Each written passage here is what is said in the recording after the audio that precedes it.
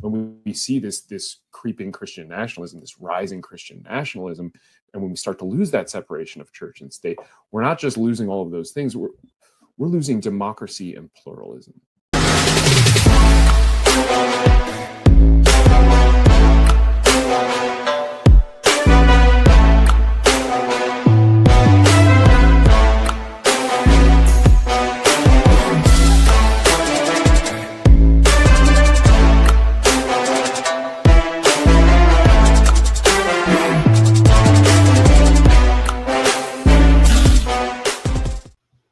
Hello, everybody, and thank you so much for joining me for this special edition of Growing Up Fundie. I am your host, Cindy Davis Jr., and tonight we are going to cover the fun and vivacious topic of Christian nationalism. Now, before we get started, I want to clarify a couple of things. One, this is not an anti-Christian video. In fact, a lot of what we're going to talk about is why Christians themselves should care and concern themselves with Christian nationalism and why it's bad for those even who call themselves Christ followers, Christians, Jesus followers, evangelicals, and why they can also be harmed by Christian nationalism, and they will be harmed by Christian nationalism along with everyone else, and why it is a threat to Americans as a whole, no matter what your belief system is, including the absence of a belief system.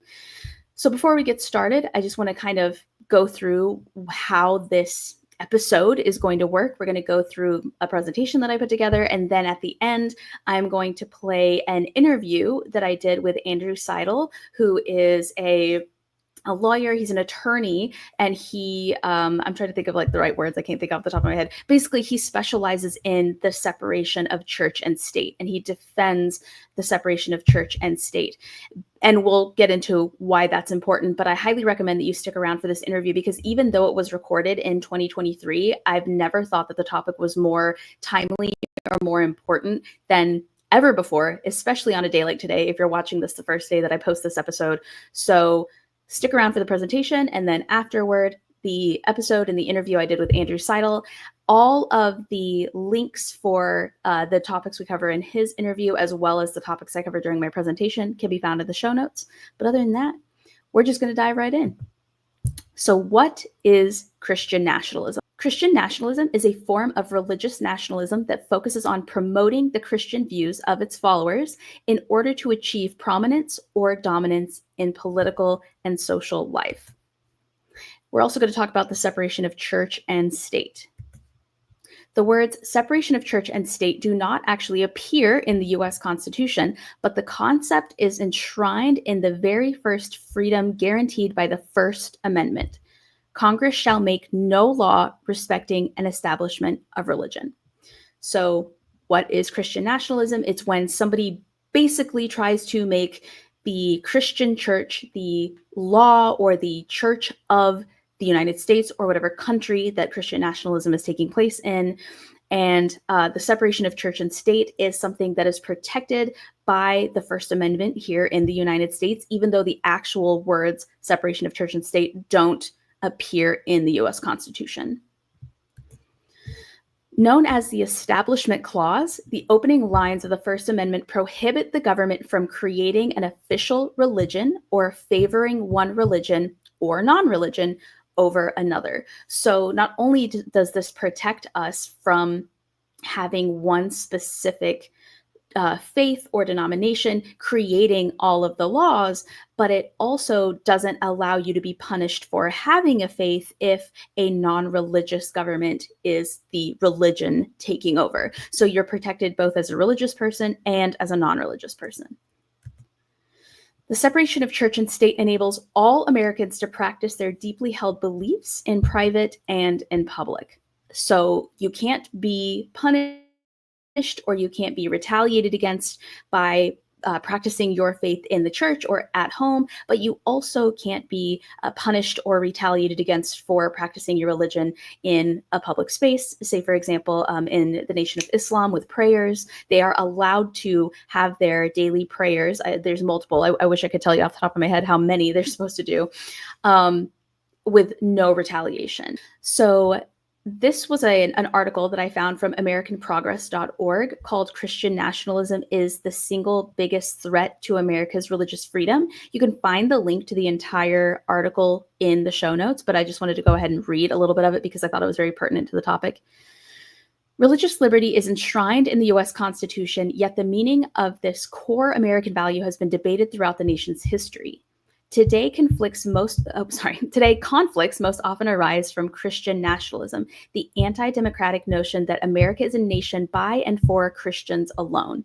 At its core, this idea threatens the principle of the separation of church and state and undermines the Establishment Clause, which we just went over, of the First Amendment. It also leads to discrimination and, at times, violence against religious minorities and the non-religious. Christian nationalism is also a contributing ideology in the religious right's misuse of religious liberty as a rationale for circumventing laws and regulations aimed at protecting a pluralistic democracy, such as non-discrimination protections for LGBTQI+ people, women, and religious minorities. These issues will only draw more attention in the years ahead, since 6-3 conservative majority on the U.S. Supreme Court appears eager to hear more religious liberty cases advancing Christian nationalist arguments than in previous years.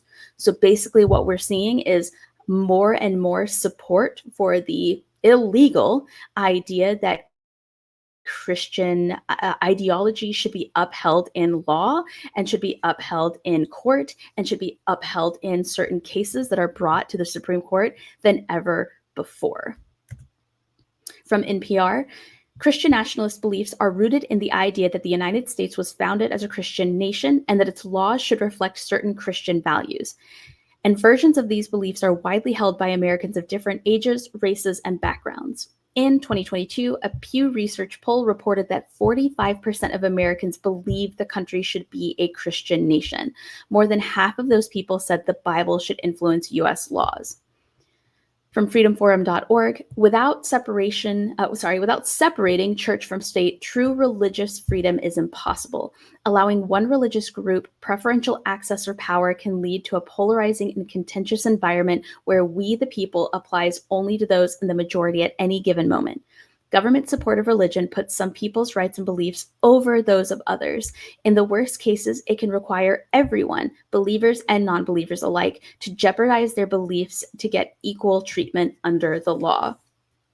And we're seeing this so much more now than ever because, let's be honest, because of Trump rising to power, because of Trump's presidency. Now, whether or not he's the chicken or the egg, whether or not these right-wing, super ultra-conservative Christian nationalists were lurking and trying to have a resurgence before he was elected the first time, or whether him being elected the first time was the shoehorn that allowed these Christian nationalists into office.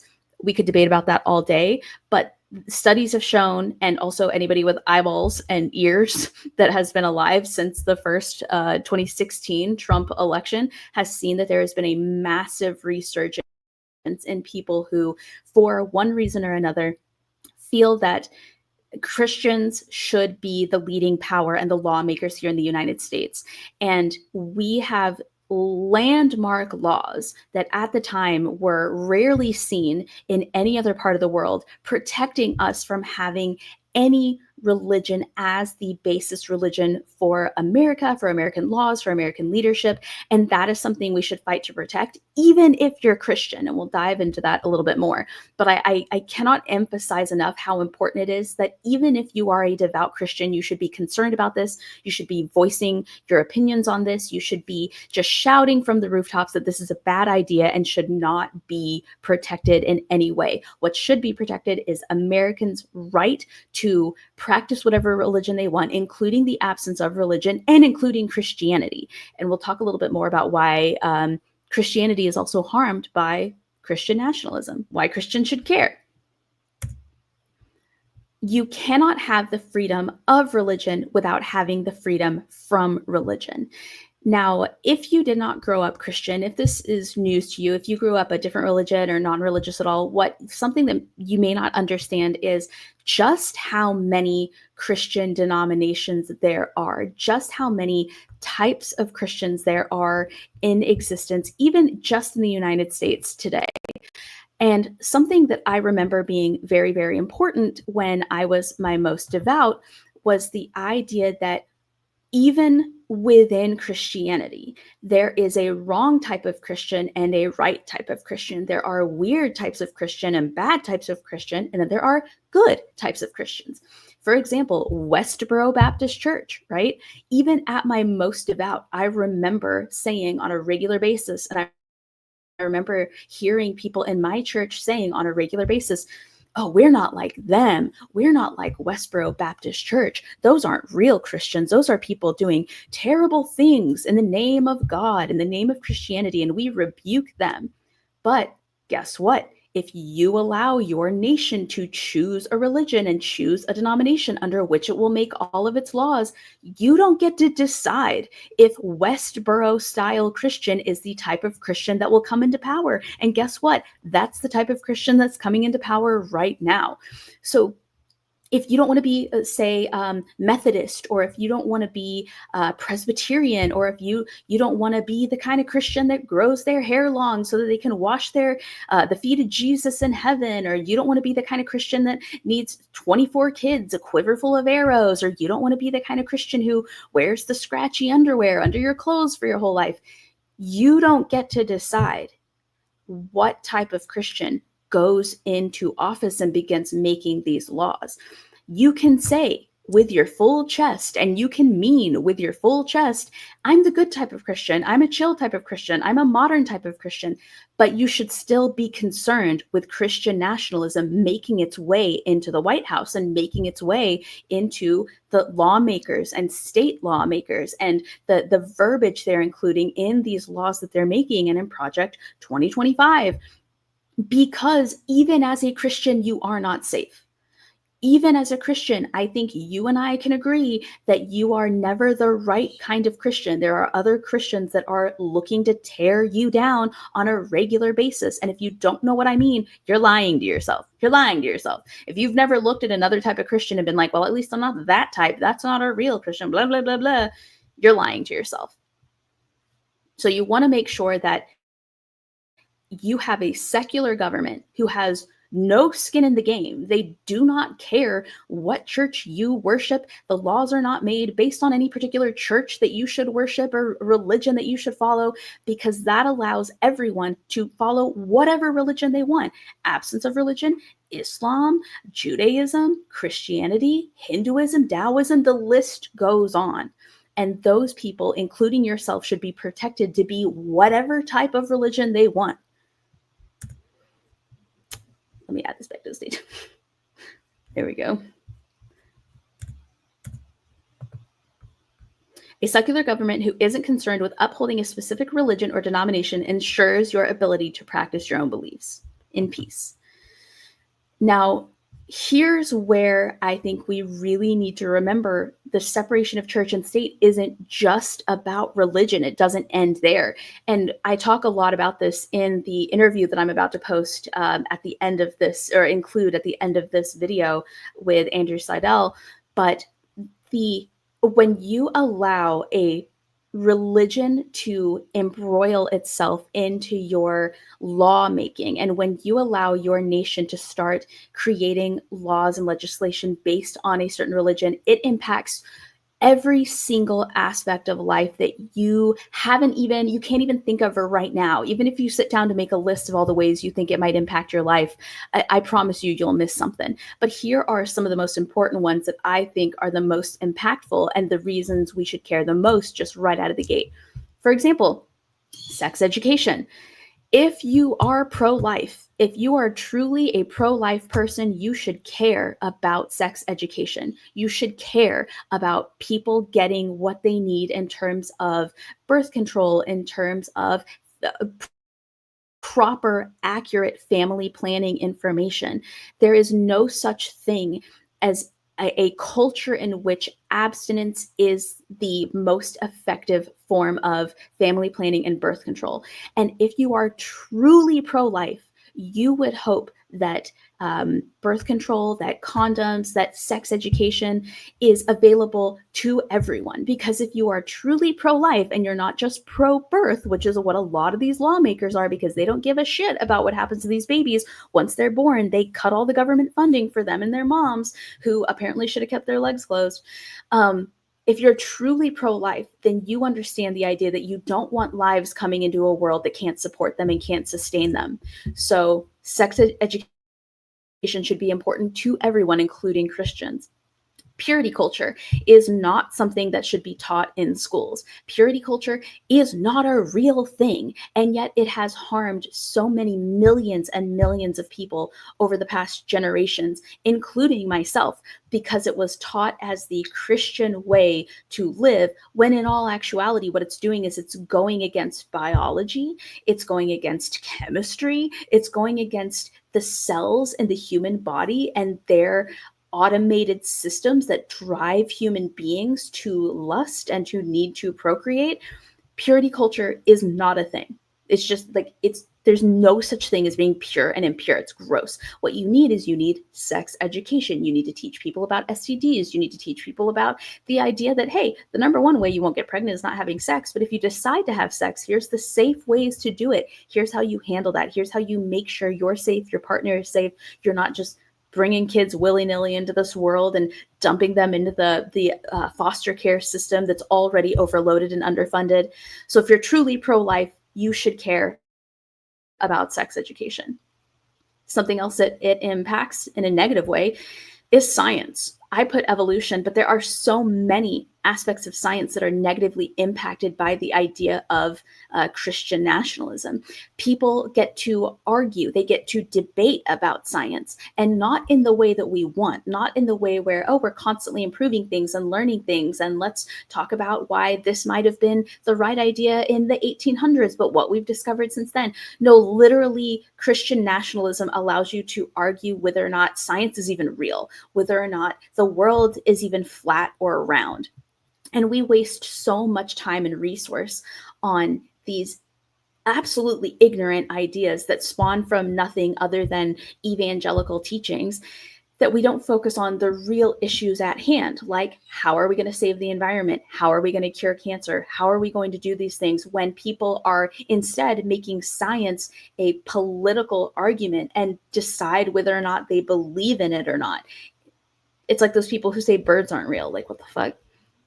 And then, of course, there's evolution, right? Which maybe evolution would make or break a society. I don't know. But I'm telling you, I would not want the population making the laws in this country to tell me that the world is only 6,000 years old, when we have actual real evidence to suggest that that is not true. It is actually millions of years old. I don't want the people legislating laws over my rights and freedoms, both as a woman and as a human being, to debate whether or not the world is flat. You know what I'm saying? I want them to at least know that much for sure. Then let's talk about medicine and public health. Anyone who was alive during COVID knows exactly what I'm talking about. In the United States, COVID, a real disease that was killing people, including COVID deniers, became a political issue and a religious issue, which I still don't understand how that happened, but it happened. And it became, if in many areas of this country, if you're a Christian, you won't get the vaccine. And if you're a Christian, you won't wear a mask, and you won't distance, right?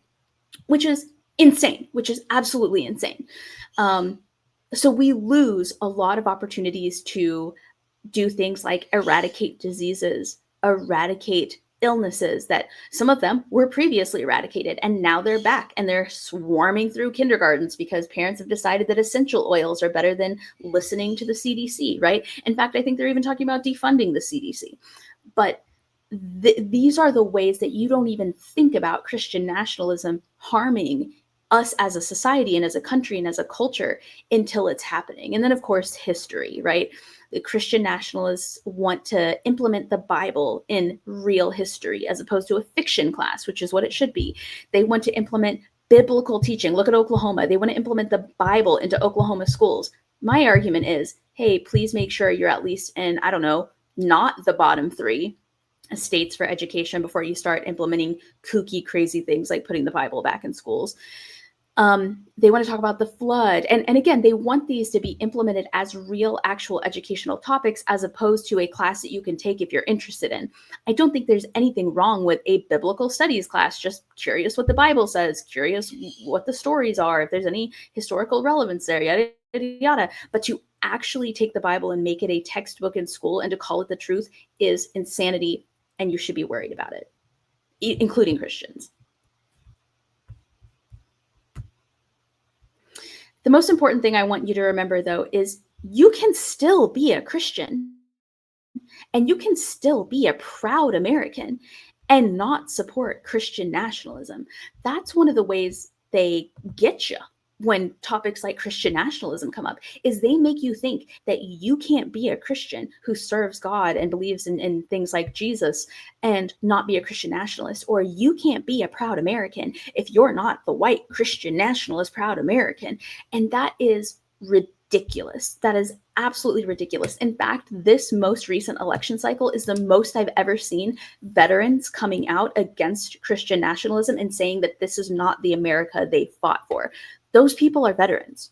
You can't discount some veterans just because they don't agree with you, and other veterans are better or more real veterans or actual veterans just because they agree with you. You can still be a Christian and a proud American and say, I'm not going to stand for the First Amendment being negated or changed or ignored. I'm not going to stand for this religion becoming the religion of the American nation.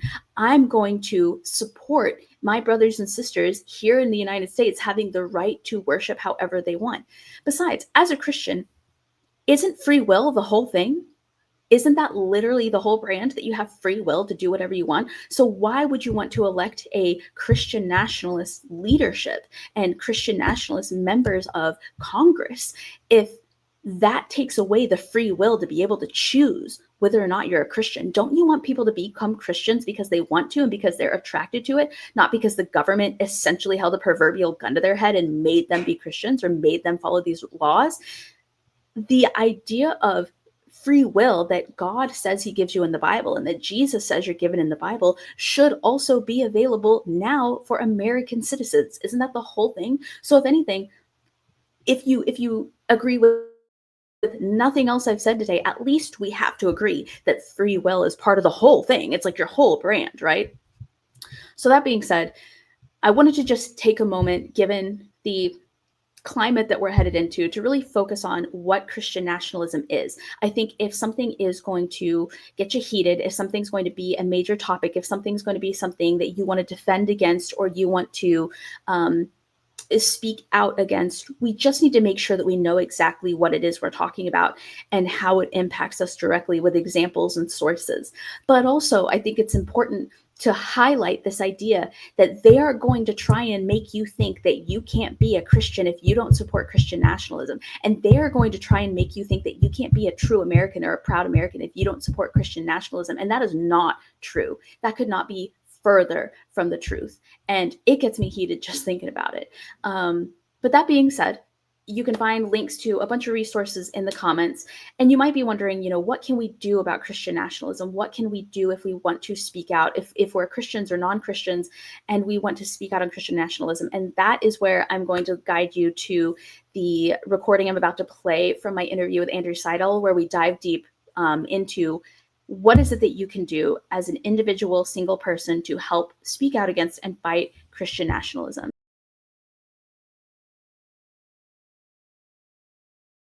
Andrew Seidel, thank you so much for joining me today. I know that your life has probably been an absolute wild ride, and that's just what is visible on my end. I can't even imagine all the minutia that we don't see. So I really appreciate you being here. And I know that you booked this out like a month ago, so I know that you've just got a lot going on.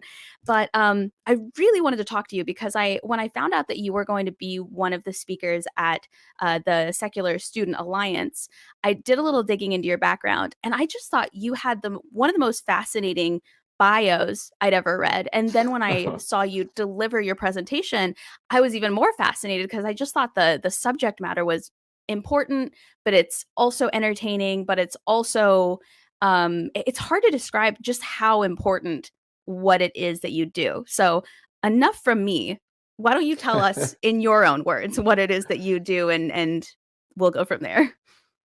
Yeah, I mean, I spend my days defending the Constitution, defending the separation of church and state, which is the only true guarantee that any of us has for religious freedom and really the freedom of thought. I spend my day standing up to religious bullies who want to use government power to impose their personal religion on other people or on other people's children, a captive audience of school children in a public school, right?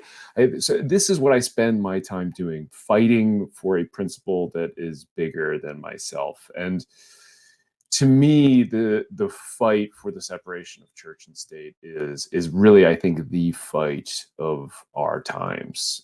I've been in the trenches on the front lines for more than a decade now, and I've seen how much of an impact this has, and I've seen people wake up to realize the importance of it as we are seeing the Supreme Court take it away from us. Yes. I mean, that's my basic gist. That's what I do. Yeah. Yeah. And Just like little small stuff. The craziest part is, people, I don't think people understand what a dangerous time this is right now for religious rights and freedoms and the freedom of speech and the ability to, because when people think religious freedoms, I think they automatically think Christian freedoms. I think they automatically think being able to, religious freedoms, that means being able to hold hands around the flag and pray at my high school. But what it actually means is being able to say, no, I would rather not hold hands around the flag and pray just because the football coach said to do it, or I would rather wear my hijab in class, thank you very much, or I'm not religious at all and I don't want to say under God and like pray, with my school. But one of the most interesting things was, because you fight for this so hard, one of the most interesting things about your bio, I meant to say, is because you fight for this so hard, I thought to myself, when people fight for something this hard, it's usually because they've had a personal experience of some sort with either having those rights taken away or not being able to express themselves in a certain way, and now that's kind of their main focus. Would you say that's true about anything you've experienced in your life, or did you grow up religious? That's really interesting. I mean, you touched on a couple of things that are so important there, and I will answer the personal question too. But we're at this really fascinating and awful point in American history right now, where we're seeing religious freedom be weaponized. And if you ask people what religious freedom means, it depends on who is doing the asking and who you are asking. Yes. It's the speaker and the audience. And, so for instance, if you tell people Trump said religious freedom and you tell that to an audience of Republicans, they think that means Christian privilege. Right. It becomes this really fascinating, but what we're seeing really is the weaponization of religious freedom. Absolutely. And that's one of the other things that I do is write books, and I wrote a book that just came out about that called American Crusade. But yeah, I mean, this is not just my career, right? At the moment, I'm working at Americans United for Separation of Church and State. I just finished my first year there. It's a wonderful organization that's been doing this kind of work for more than 75 years, right? Fighting for freedom without favor and equality without exception, right? That is something I can get behind, that I love. Before that, I was doing this fight for 10 years at another organization. In my personal time, I get up at 5 a.m. every day and I write books or I write law review articles. When I'm not working or up early writing, I'm tweeting about this. I'm trying to make videos on TikTok to educate people. Like, this is what I do. And the reason is not so much that I had a formative experience with this. I'm happy to get into that. It's that I see the separation of church and state connecting to every other issue that I care about. Yes. Whether it is racial justice, LGBTQ equality, abortion rights, a chance to actually fight the climate crisis, a scientific response to a pandemic, yes. strong public schools that teach sex education and evolution and just basic things that we need to have a functioning society. All the through line through all of the issues that I care about is having a robust separation between religion and government. Yes. And when that falls down, when we see this creeping Christian nationalism, this rising Christian nationalism, and when we start to lose that separation of church and state, we're not just losing all of those things, we're losing democracy and pluralism. And so Yes. if we don't fight back against it, if we don't relegate it back to the fringe, the America that we aspire to will always be a dream. Yes. I mean, that really is why I'm in this fight, because I see it as connecting to absolutely every other thing that I care about, from our democracy down to every other issue you can think of. And then you have people on camera in front of entire audiences of people saying, members of our government saying, let's get rid of all that separation of church and state junk. Mm-hmm. You're like, I'm sorry, junk? You mean the laws of this country? That junk? It's just wild. And it is. I think also there is part of the lack of understanding comes from, or the lack of seeing how important it is, comes from a lot of the states where the majority of people are Christians. So they don't see a problem with the football team being asked to pray. They don't see a problem with the like pre-game rally having a prayer. Like, of course, that's fine. But I look back in hindsight and I remember they would have like gather at the flagpole. And I remember thinking, like, I don't really want to go, but everyone's going. And if I'm not seen there, maybe, it looks like I hate Christianity or I hate God. So I guess I'll go. And how that was probably illegal, probably, right? Like, even though nobody held a gun to my head and said, you go pray at that flag or else, just the idea that my teachers might look at me differently if they see me sitting in the cafeteria on their way out to pray at the flagpole.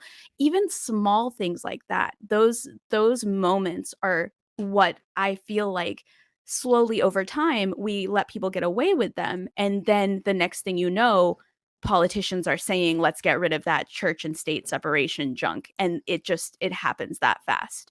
Do you find that you get the most pushback from people who don't think that Christianity is a problem and they think you're being anti-Christian? Or do you get the most pushback from people who want Christianity to stay in power? They're well aware of what they're doing and they want you to shut up? I mean, I think there are certainly elements from both of those, right? Yeah. I mean, there is an intentional slander that the separation of church and state is anti-religion, when the truth is that you cannot have the freedom of religion without a government that's free from religion. If you want true religious freedom, that requires a secular government, right? If the government can tell you how to pray or recommend that you pray, you do not have religious freedom. Now, as you pointed out, when they're saying pray to your God, most people are okay with it. It's only when they're saying pray to a different God that they start to realize, oh, this is actually a problem.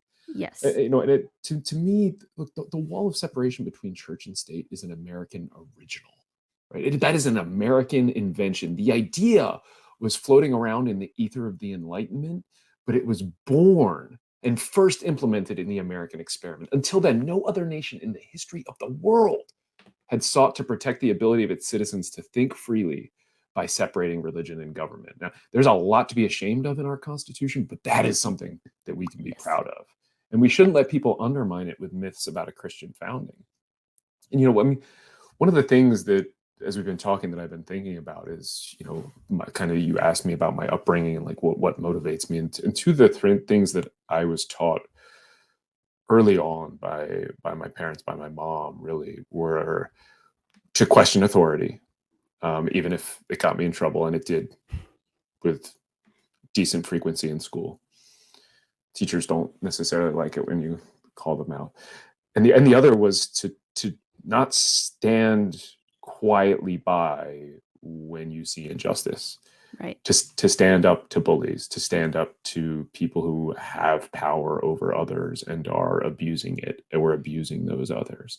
And those two lessons are lessons that I took to heart, and I think they are probably two of the driving forces in my entire life, and almost certainly led to this particular niche career where they overlap pretty well.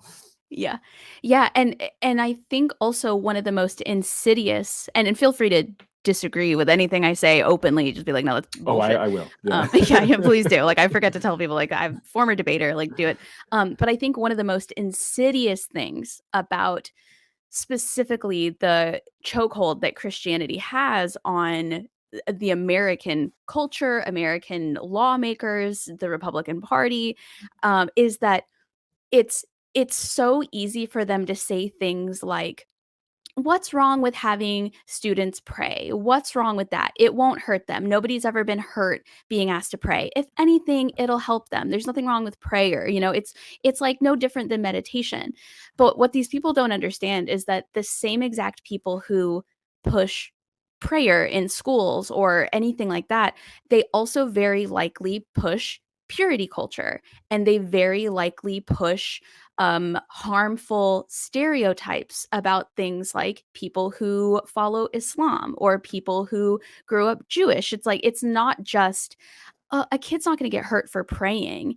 It's There are so many harmful attachments that come with these sets of beliefs that don't belong in the school system. Christianity shouldn't get to dictate what type of sex ed, if any at all, gets to happen in the church. Like, Christianity shouldn't get to dictate not only the laws in this country, because not everyone's Christian, but also the idea that Christians claim that the platform they have is that they were born with the freedom to choose, but we slowly see these freedoms being taken away from fellow Americans. The whole idea is that God gave us the ability to choose right from wrong, the ability to choose our path, the ability to choose what we're going to do, who we're going to follow.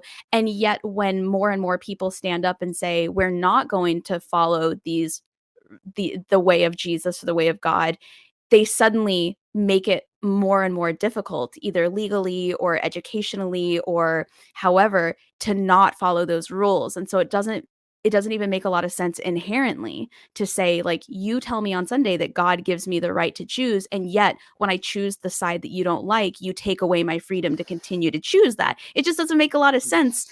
And it's very insidious, and it happens so quietly under the surface. And yet nowadays, I feel like it's no longer even under the surface. It's just a blatant issue now.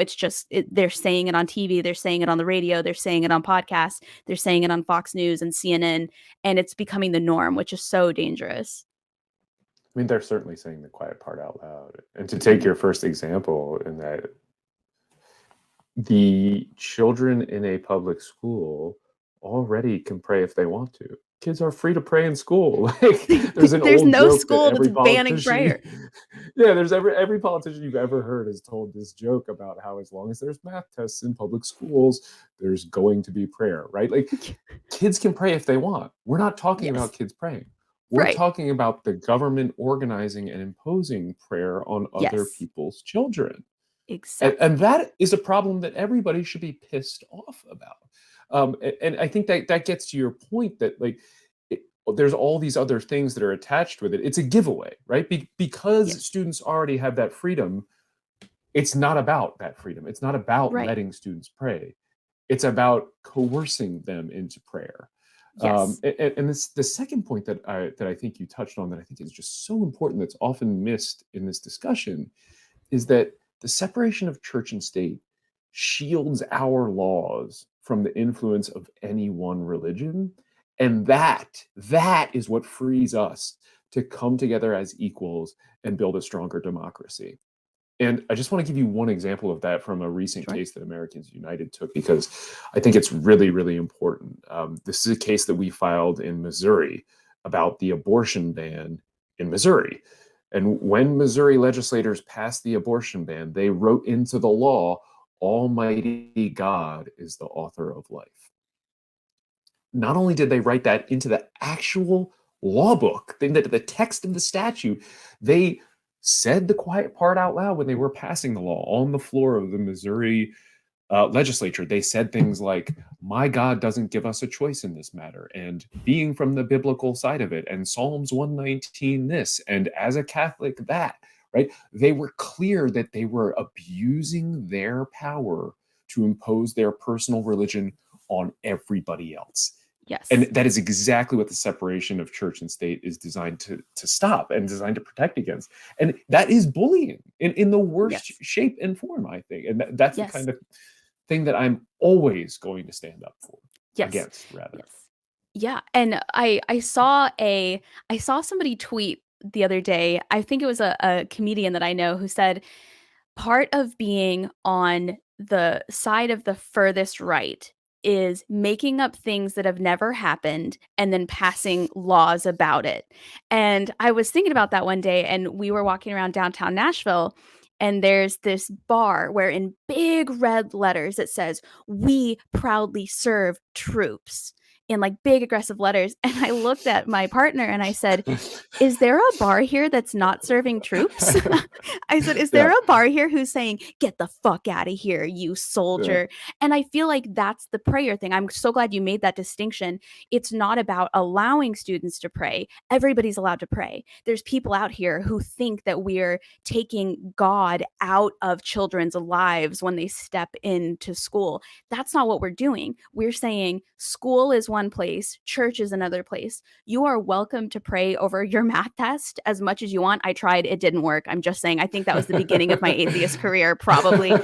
But like, you are allowed to do that. You're allowed to. The problem is the child who is a member of the Nation of Islam, he also gets to pray if he wants to. You know, he gets to respect his religion if he wants to. He has the right to do that.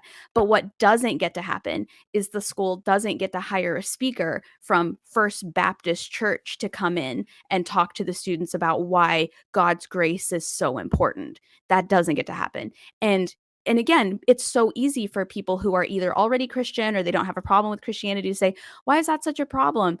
Because it's hard for me to like express what a problem that is, because even if you are the most devout Christian, even if you wake up and you pray every single day and you go to church, you should be upset about the idea that the school is bringing these people in to speak about God, to speak about religion, to lead a student prayer. You should be upset about that, about the mandated aspect of religion. And the idea that if everyone in the school is being asked to participate in Christian activities, what is that saying to any of the children that aren't Christian? It's saying you're wrong. It's saying you don't belong here. It's saying join us or be, stick out like a sore thumb. It's saying a lot of different things, and everyone should be mad about it. Everyone should be upset and arguing against religion being so heavily indoctrinated into the school system and the curriculum. And there's another reason too, I think, that we can put a finer point on it, is that it violates their religious freedom as well to have the government come in and impose a religion that's not their own, or even a religion that is their own. Right. I mean, one of the things that the founders did that we don't talk about a whole lot, especially on the atheist side of the state church separation, is that there was an element of protecting churches and protecting religion from the government too. James Madison said that religion and government will both exist in greater purity the less they're mixed together. He said that when religion is used as an engine of public policy, which is what we're talking about, right? Protecting our shared laws from the influence of any one religion, right? When religion is used as an engine of public policy, it's an unhallowed perversion of the means of salvation, right? Like if you care about your religion and its purity, then you ought to be against the government being the one coming around and imposing it and interpreting it, right? Yes. We just saw in Texas this past legislative term, the Texas legislature tried to pass a law that would put the 10 Commandments in every public school in Texas. Okay. They wrote a version of the 10 Commandments, and it's not a version of the 10 Commandments that you can find in any Bible. right? They edited it to their own particular Texas approved version of Ten Commandments that you cannot find. They were writing Holy Scripture. They were defining what Holy Scripture is and then saying it must go up in every public school. Every Christian in America should have been pissed off about that. Yes. But because we see this rising Christian nationalism, because they care more about power than they do about their religion, or at least more about power in the United States and in the here and now, they're willing to put those, I don't know, abuses of their religion, we might say, aside in the pursuit of power. It's really and that I think is the extra element of Christian nationalism that we've seen waves of in America throughout our history, and we're really battling back a wave of right now. Yeah. I remember when I first moved here to Tennessee, big fat red flag that just about every other job I applied for asked for a pastoral reference. Every single one of them. They asked for a pastoral reference. And even like, again, I used to be a devout Christian. Even then, I don't want to tell you that information because that's none of your business. Like that shouldn't be anybody's business. Unless I'm applying to be a pastor, I don't think you need to talk to my pastor. And if you're Baptist, you don't think I should be a pastor anyway. I remember those lessons. But yeah, it starts small, and then it just, like you said, then they just start saying the quiet part out loud. And what I think, man, I've just got so many thoughts that are like spilling out of my head. I think that what we're running into is, first it started with Christianity is not so bad. Like, do you mind if we just do it here? And then it became, you sure you don't want to do this with us? Whether it's at work, whether it's at school, whether it's in your job, whether it's just out in public. And then it became, oh, you don't want to do it? Why not? Oh, that's odd. And now it's, we are literally rewriting the 10 Commandments to suit our benefit. We are passing laws in states that quote God as like a legal entity as opposed to a religious entity. And it just explodes from there. What would you say is one of the most common issues that are reported to you, or that you find that your organization explores the most, if you had to pick? Yeah, I mean, public schools. There's so much that happens in public schools, from the assaults generally that we're seeing on public schools, the attempt to defund them with vouchers, to funnel money to private Christian schools instead, which is really, that's really a fight that dates back to the days of Brown versus Board of Education, when schools were integrated for the first time. You saw the rise of these segregation academies that then found homes in Christian churches to try to maintain those segregated schools. And that is when you first see the school choice movement created in the United States of America. That's what school choice was really all about. It was keeping schools white. And one of the best ways to do that was church schools, Christian schools. And I write about this quite a bit in the new book. There's other, of course, like compared to that, more minor aspects where you do have, teachers encouraging students to pray. The case of the football coach that was imposing his personal prayer on other people's kids at the 50-yard line of his games, that the Supreme Court wrongly decided last term. That was a case brought by Americans United for the Separation of Church and State, the organization I work for. That public schools really are a battleground, and because they've been a target of Christian nationalists, and before Christian nationalists, known as the quote religious right for a long time. It's a place that they see, they call them government schools, and they see them as corrupting their children. The homeschool movement is another part of this as well. It really is, I think, ground zero, and it's been the bullseye for the Christian nationalists for a long, long time. So that's probably, if I had to pick the issue that we see the most, it's a little bit of a dodge because I'm including so many in it, but public schools. But that's the sad part, is that there are so many. That's why I'm having trouble formulating thoughts that I've been thinking about for weeks, because there's just so many issues here. And so random question, but I read that you studied neuroscience. Yes, So how yes. do you go from studying neuroscience to being a lawyer defending the First Amendment and the separation of church and state? Like how did that happen? That was one of the reasons I was like, I got to talk to you because I don't understand how you make that transition. Yeah, neuroscience was so cool. So I got a Bachelor of Science in Neuroscience and Environmental Science when I was at Mhm. Tulane University for undergrad. And God, I loved it so much because it was, I remember one of my teachers coming in and saying, "Hey, so everything we've been learning for the past 6 weeks about this and this and this, turns out we were totally wrong. We just got the results of all these experiments back, and here's what we really know." And it was just like so cool to be in a like cutting edge major where you're actually learning about these things as they're happening, Like right? in And real time. in real time, yeah. And there, I mean, there's so many fascinating aspects of it. Like think about, like, we think about our minds, but how does your mind reflected in the physical structures of the brain and the neurons? How do you actually learn?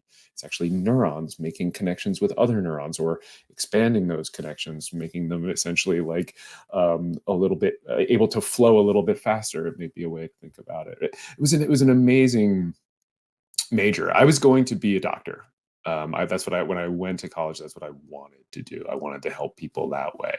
I was going to do trauma work, working in ER. That was what I really wanted to do. I did a lot of that.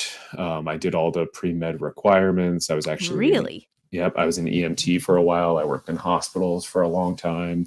And I liked it. I liked the helping people part of it. I really liked the on the ground with the patients aspects of those things. But I learned the medical system more and more, and kind of the higher up you get, the more disconnected you are from patients. And I sort of got a little disenchanted with the system altogether. I was kind of looking around for something else, and I was like, okay, well, I'll save the environment. That's what I'll do. I'll save the world. Just why not? And so I also picked up an environmental science degree, and I did a lot of work there. Um, and that's when I went out west to kind of try to figure out what I was going to do in that respect, how I was going to help save the world. And while I was trying to figure that out, I was a Grand Canyon tour guide. And No way. See what I yeah. mean? This wildness, wildness. Yeah, I mean, it was still, I gotta say, I love my job right now, and I love the fight I'm in, but that might be the coolest job I'll ever have in my I was gonna life. say that sounds like a lot of fun. Yeah, no, it's amazing. I mean, I've seen the canyon every way you can see it. I did some hiking tours. I did a guided rafting tour a couple times. I was lowest person on the river.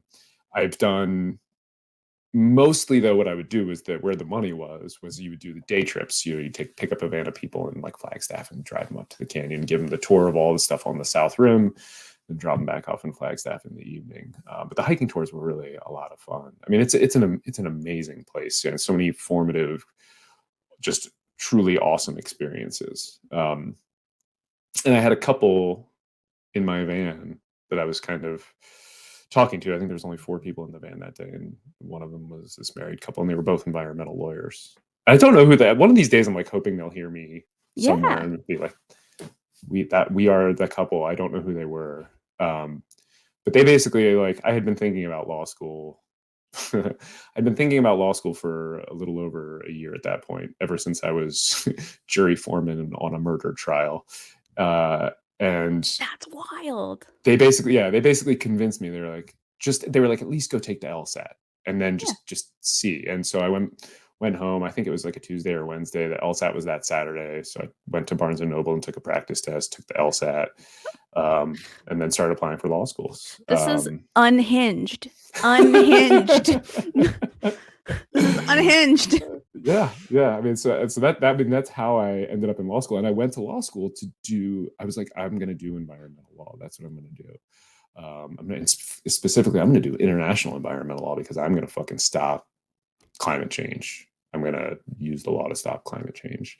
Um, that was what I wanted to do. And as I was in law school, I was learning, really kind of for the first time, everybody knows about the First Amendment, but it's much different when you're approaching it from a professional perspective and like Totally. really studying it, and and you're breaking it down into the speech clause and into the assembly clause and into the religion clauses. Yes. And just really, really fascinating stuff. And this was around the time too. This was, I was in law school from 2006 to 2009. So this is around the time that, all those huge atheism books kind of broke into the mainstream for the first time ever. And I was like, oh yeah, I'm an atheist. At that point, I had always been, I just never really like called myself that. I wasn't something that I was particularly one way or another about, but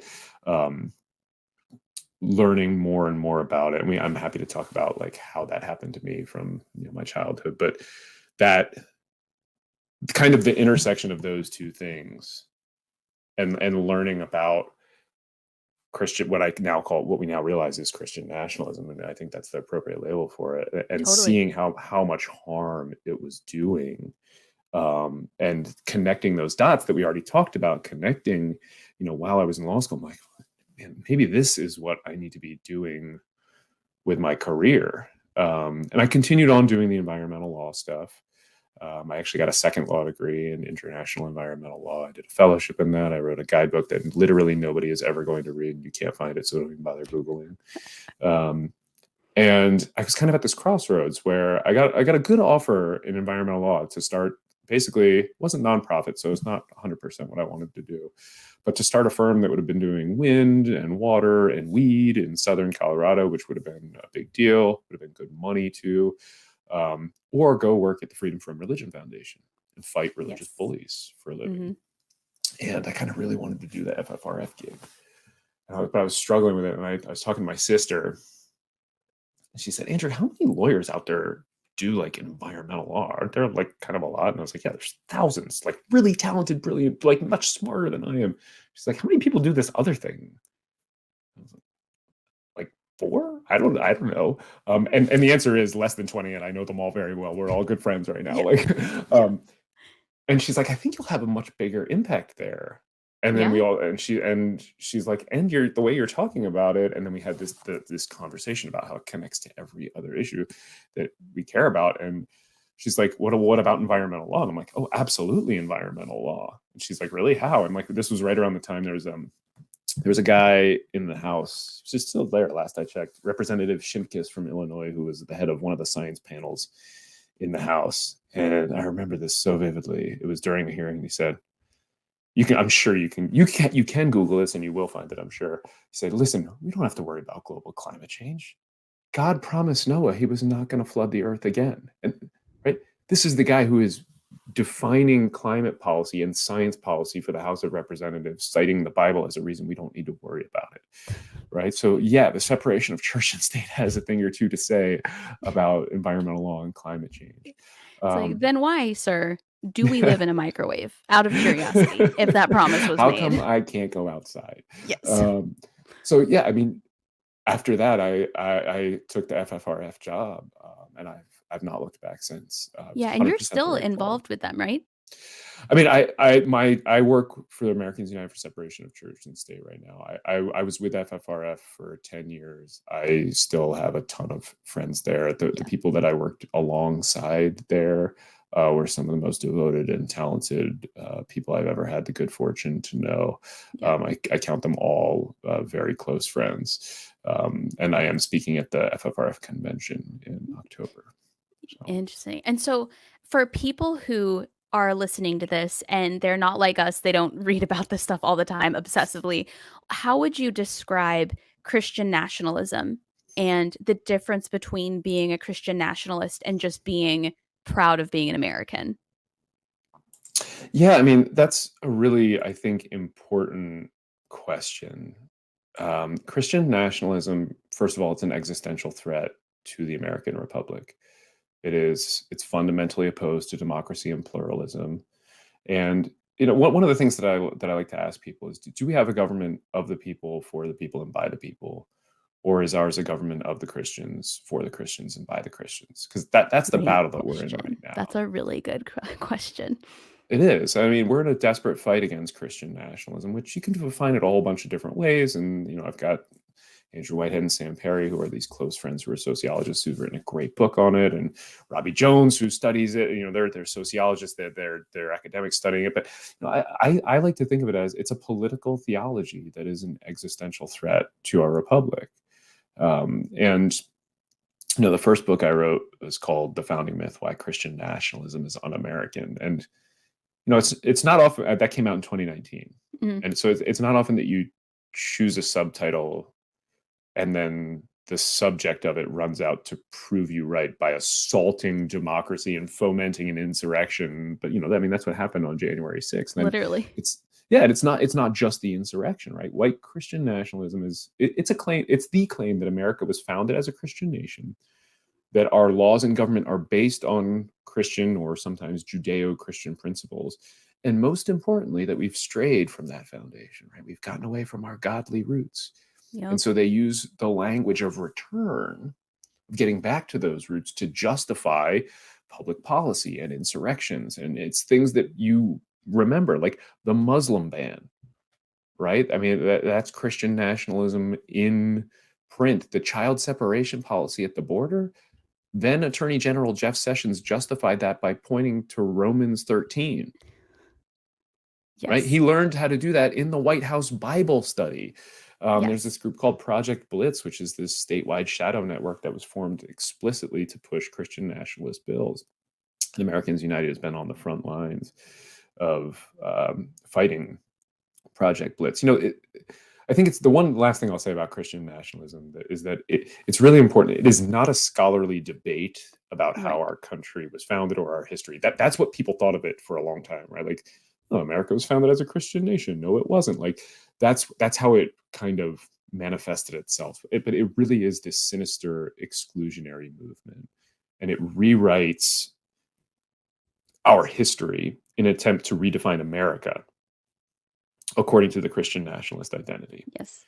And then they're going to reshape the law accordingly, so that to be an American is to be a Christian, and to be a Christian is to be an American. And really what we're talking about there is the right kind of Christian, right? Like, exactly. You got to be the right kind of, you got to be white, conservative, cis, het Christian man. Like, that's who we're talking about. And the end goal is that the law will protect them, that favored group, but not bind them. And the law will bind everybody else, but not protect them. And if you want to make sense of what the fucking Supreme Court has been doing for the last 2 years, that is what it has been doing. That's such a good way to put it. The people who it protects are not bound by it. The people bound by it are not protected by it. Like, boom. That is the most boiled down way I've ever heard that explained. Brilliant. And what I try to tell people who are Christians about Christian nationalism is, I'm like, you should also be mad about this too, because Christian nationalists also really don't care about other Christians. It's all about themselves. And if you are truly a Christian and you see them passing laws that you don't agree with, treating people in ways that you don't agree with, rewriting the 10 Commandments in the state of Texas, and you don't agree with that, you should also be mad about Christian nationalism. Because again, not just be mad, but speaking out against it too. Actively speaking out against it. Silence is compliance. If you don't tell anybody that you have an issue with it, you don't have an issue with it. And another thing people don't understand is existential threats become material threats. They become physical threats. So, laws are laws. Sure, they're on paper. They're trying to get these rules passed. But then the next thing you know, you wake up and you can't get an abortion. Or if you do, you might serve the death penalty in some of these states. These existential threats become real threats, and they become real, true physical threats. Like, they're real is not the right word. Real threats are also existential threats, but they become actual physical threats that are now enacted. And like you said, you are not protected. You are bound by these new threats that are very real, and now they're legal. It's wild that people can't see that. Yeah, and I also like to take a moment here to plug. Well, let me actually.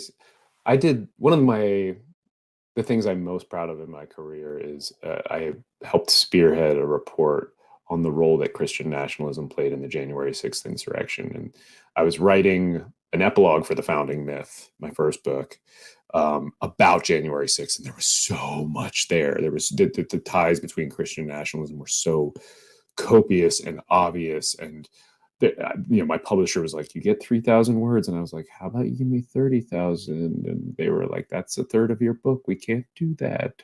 Yeah. So, there's all this extra stuff there. And I was like, we have to tell this story. Where am I going to tell it? So I did the epilogue. And then I reached out to my friend, Amanda Tyler, who runs the Baptist Joint Committee for Religious Liberty. Mm. And Amanda's a devout Christian. And she runs something called Christians Against Christian Nationalism. Interesting. I said, Amanda, like, write that down. There's all this stuff here. Let's get together, like our friends, like the experts that we know, and let's do a joint report and publish this and get the word out, and let's get Congress involved. And that's what we did. And so we put together this report with Jamar Tisby, who is a devout Christian, who wrote about the difference between white Christian nationalism and how what you might call Black Christian nationalism, but really how Black Americans understand what would be called a Christian nation. Anthea Butler, who's a brilliant historian at University of Pennsylvania of American history and American religion, Sam Perry and Andrew Whitehead, who I mentioned earlier, Catherine Stewart, who's one of the foremost experts on kind of the shadowy network of power that underlies the Christian nationalist movement. We put together this awesome report that got a ton of notice in Congress. All of us were asked to submit written testimony to the January 6th committee as a result, which we all did. Wow. And Amanda ended up going and doing some testimony as well as the leader of Christians Against Christian Nationalism. Like, this report really made a splash. And part of it was because she is a Christian who's out there speaking out against Christian nationalism. And if you're a Christian and you're listening to this and you want to do that, I would really encourage you to get involved with that group as well. Yeah. And how would you recommend people get involved? I mean, I think there's a couple of different things that people can do. I mean, the number one thing I would encourage everybody to do is to join Americans United. That's at au.org. If you're not necessarily into joining, you could sign the pledge that we have going on right now, the One Nation All Beliefs Pledge, which is au.org/pledge. You can see how this issue connects to everything else. I mean, that's one of the number one things that people can do. The other thing is that Christian nationalism, it is an entire identity that is based around disinformation. Right. And you can combat disinformation, but you have to have the right arguments and the right tools to do that. And the reason I wrote both of my books was that is why, right? I wanted people, the Founding Myth is all about giving people not just the facts that they need, but the better arguments to actually convince people and to change minds. And there are plenty of minds you're never going to change, but there are plenty in the squishy middle who you can change and who you can wake up to the danger of the threat that we face, which is, I think, one of the main goals that we have to have. But I mean, the thing that I really encourage people to do is just, you cannot be silent. As you said earlier, silence is compliance. It's much easier to sit silently and let these things pass and not get involved. But eventually it's going to come to you. Because if you are not a member of that favored group, the conservative, white, cishet Christian men who the law protects, they're coming for you. Christian nationalism is coming for all of us. Yes. And I remember reading an article about how the far right Christian nationalist women are very disappointed in the way that Christian nationalist men are treating them on dating apps and out in the world. And you're like, why are you surprised by this? If they're going to stop. I'm shocked to hear that there's gambling going on in this establishment. I am shocked. What nationalists that don't respect women? I am utterly shook. I'm just, but yeah, it's a scary time that we're living in, but I also feel like it's one of the most perfect times for all of this to be coming up, because we have now so many platforms to get the message out, to get these ideas out. We have TikTok, we have Twitter, we have Facebook, we have we can build websites. Now, the problem is that also means that people out here nefariously, intentionally spreading misinformation have just as many platforms to share that information. But you're right. It's this idea of, if you aren't speaking out about it, you're basically supporting it in the eyes of the movement. And I'm not saying that people have to turn their entire TikTok accounts into anti-Christian nationalist stuff, but I heard a phrase recently where they said, if there are 10 people at a table and one of them is a Nazi and the other 9 people don't say anything against the Nazi, there are 10 Nazis at that table. And I feel the same way about remaining silent when there are opportunities, big or small, to speak out against these things, or at least to take a personal stance against them. If anything, even if they don't sign up on websites, even if they don't buy t-shirts about it, even if they don't, fill their library full of books to educate themselves about it, if people around you don't know how you feel about the subject, maybe now would be the perfect time to start letting people know how you feel about the subject. And if you want to deal a double blow to the Christian nationalists, don't fill your library with the books. Go to your library and borrow the books about Christian nationalism. They hate that. And Whoops. Can I just take a moment to offer a little hope too? Because I do think, especially in conversations like this, it's important. Yeah, totally. Because I give these, I do talks like this all the time, and one of the things I get asked a lot at the end is like, do you actually have hope? And I really do. Yeah. The wellspring of my hope is this basic definitional truth. Their power-hungry aggression is growing our movement.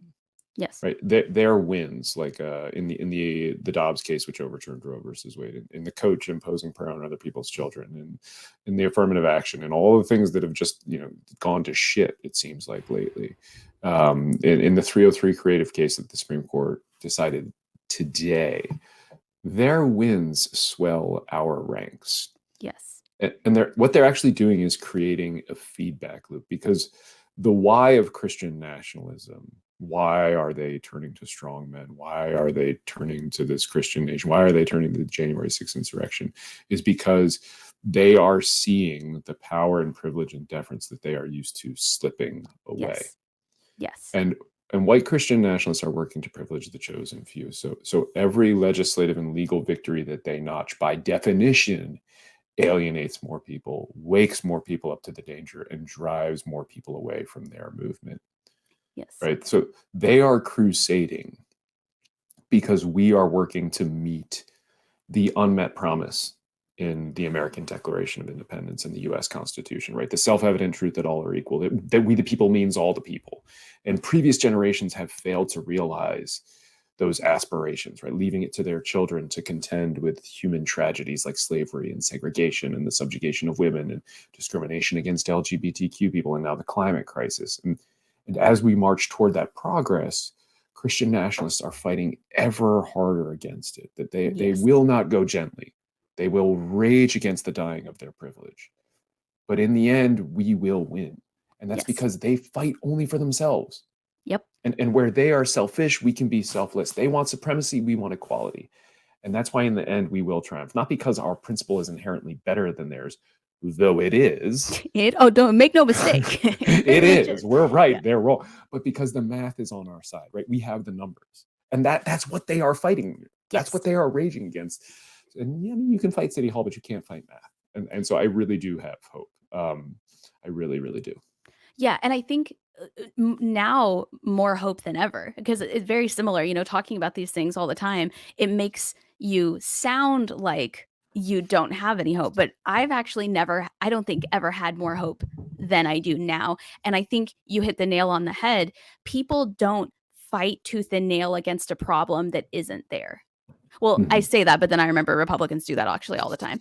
But when they present these laws, when they present these bills, when they present these ideas, it's because, like you said, they see the antithesis gaining power, and they see the antithesis becoming more successful and getting larger in number.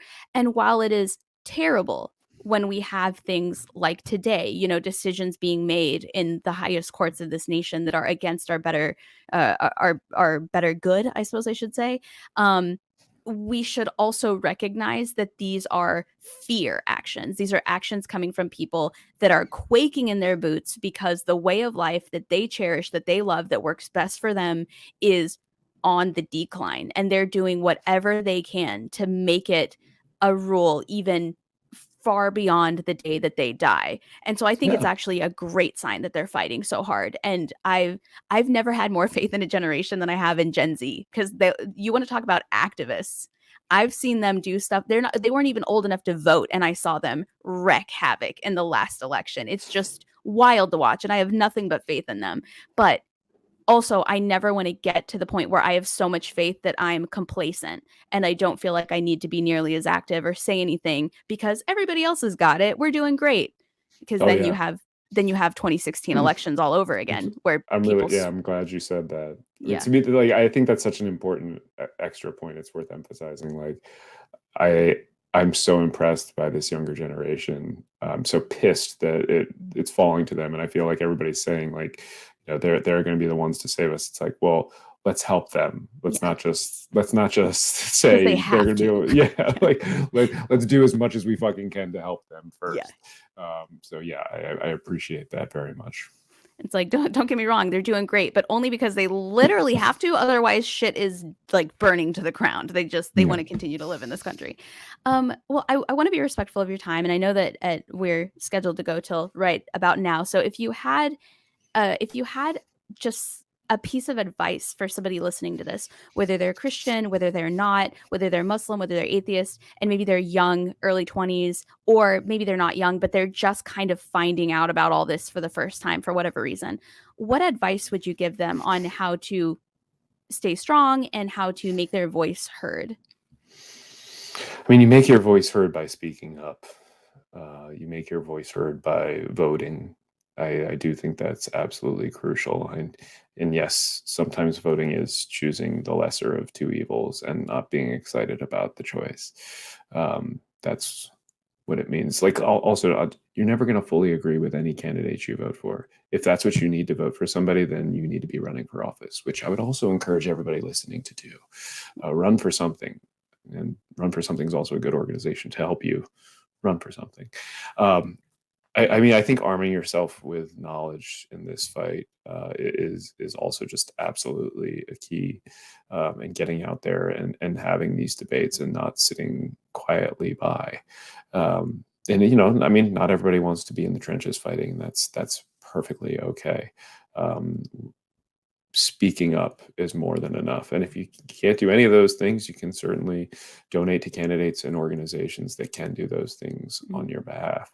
And one of my favorite things to say is just, you know, I think keeping this in mind, America will never be a Christian nation, because the moment it becomes a Christian nation, it will cease to be America.